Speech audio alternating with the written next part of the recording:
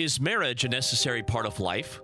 Or is it an outdated practice that's more hassle than it's worth?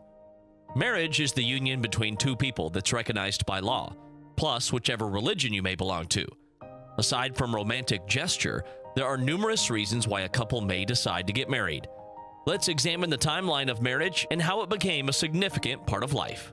Pair bonding and child rearing have existed since the beginning of time. Before AD, marriage served as a means of protecting rights to land and property by designating their heirs. As civilization grew, tribes and kingdoms formed. Marriage was used as a means to create legitimate heirs, form alliances, obtain territory, and maintain authority. Women didn't have much control over who they married. By 17th AD, marriages evolved from a private family affair to an official institution overseen by law and religion. Marriages were still arranged, particularly useful for solidifying status, wealth, and power. When both families reached an agreement on the dowry, the bride is given a ring to commemorate the union. Fun fact, do you know why people exchange rings in weddings? Exchanging rings served as a symbol of eternity because marriage was thought to be for life, since a ring has no end. Between the 18th and 19th centuries, there was a rise in romantic marriages. Young ladies had the option to choose their partners.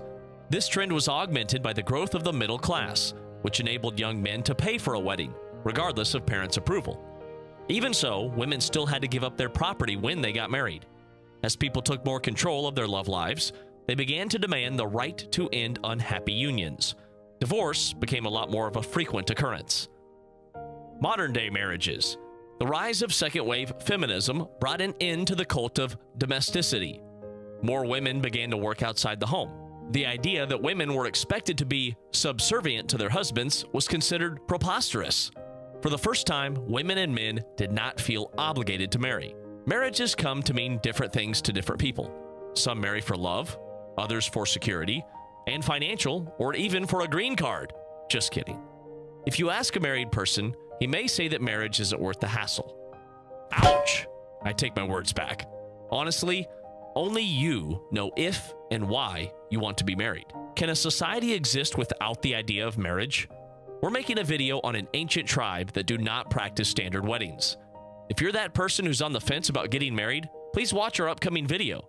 If you like what you see, subscribe to our channel and click the bell for more interesting videos.